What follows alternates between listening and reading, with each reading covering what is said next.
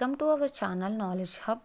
ఇప్పుడు మనం ఆంధ్రప్రదేశ్ ముత్రికలు అంటే ఆంధ్రప్రదేశ్లో ఉన్న వివిధ రకాలైన నేలల గురించి తెలుసుకుందాం. ఆంధ్రప్రదేశ్లో ముఖ్యంగా విస్తరించి ఉన్న నేలలు, ఒకటి ఒండ్రు నేలలు 5%. మన ఆంధ్రప్రదేశ్లో ఉన్న నేలల రకాలలో ఇవి అత్యంత సారవంతమైన నేలలు. ఒండ్రు ముత్రికలు నదుల వల్ల కొట్టుకు వచ్చి మేట వేసిన మట్టి వల్ల ఏర్పడిన డెల్టా భూములు. ఇవి కృష్ణా గోదావరి డెల్టాలోను, పెన్నా వంశధార నదుల పరివాహక ప్రాంతాల్లో విస్తరించి ఉన్నాయి. కృష్ణా గోదావరి నదుల ప్రవాహంతో కొట్టుకు వచ్చిన ఒండ్రు మట్టి ఏదైతే ఉందో అది నదీ ముఖద్వార మైదానంగా ఏర్పడింది. ఇది వ్యవసాయానికి అత్యంత అనుకూలం. అందుకే కృష్ణా గోదావరి నదుల ప్రాంతం దక్షిణ భారత ధాన్యాగారంగా ప్రసిద్ధి. ఒండ్రు నేలలు శ్రీకాకుళం, విశాఖపట్నం, అనకాపల్లి జిల్లాల్లో తక్కువ వెడల్పుగాను, ఉభయ గోదావరి, కాకినాడ, కోనసీమ, ఏలూరు, ఎన్టీఆర్, బాపట్ల, కృష్ణా, గుంటూరు జిల్లాల్లో ఎక్కువ వెడల్పుగాను, నెల్లూరు, ప్రకాశం జిల్లాల్లో తగు మాత్రం వెడల్పుగాను ఉన్నాయి. 2 నల్లరేగడి నేలలు 25%.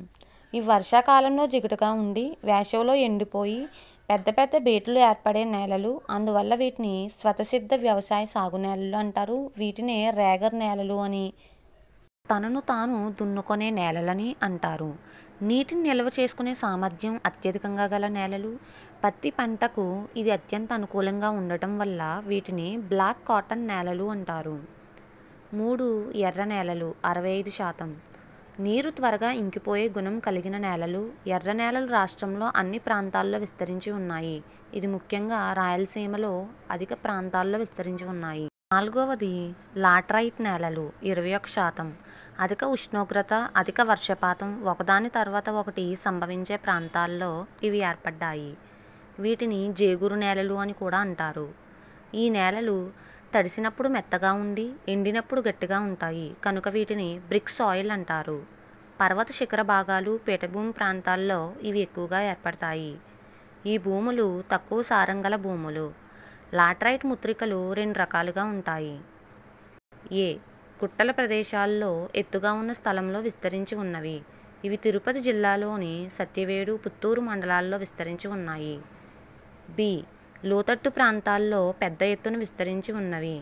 ఈ రకమైన ముత్రికలు కాకినాడ జిల్లాలోని ఎల్లవరం, పెద్దాపురం మండలాల్లో, నెల్లూరు జిల్లాలోని కావలి, కోవూరు, తిరుపతి జిల్లాలోని సూళ్లూరుపేట మండలంలోను, శ్రీకాకుళం, విశాఖపట్నం తీరానికి దగ్గర ప్రాంతాల్లో విస్తరించి ఉన్నాయి. 5 తీర ప్రాంతపు ఇసుక నేలలు 2%. ఇసుక అతి తక్కువ బంకమట్టి ఉండటం వల్ల ఈ నేలలు చాలా వరకు ఉపయోగానికి రాకుండా బీడు భూములుగా మారి అక్కడక్కడ చెట్లను కలిగి ఉన్నాయి. 6 కొండ ముత్రికలు 1%. ఈ నేలలు రాష్ట్రంలో చాలా తక్కువగా విస్తరించి ఉన్నాయి. కాఫీ, తేయాకు, రబ్బర్, బంగాళదుంపలు, క్యాబేజీ మొదలైనవి పండిస్తారు. మునుపటి పరీక్షల్లో వచ్చిన ప్రశ్నలు. ఫస్ట్ క్వశ్చన్, ఆంధ్రప్రదేశ్లో ఏ విధమైన మట్టి అధికం? ఆన్సర్ ఎర్రమట్టి.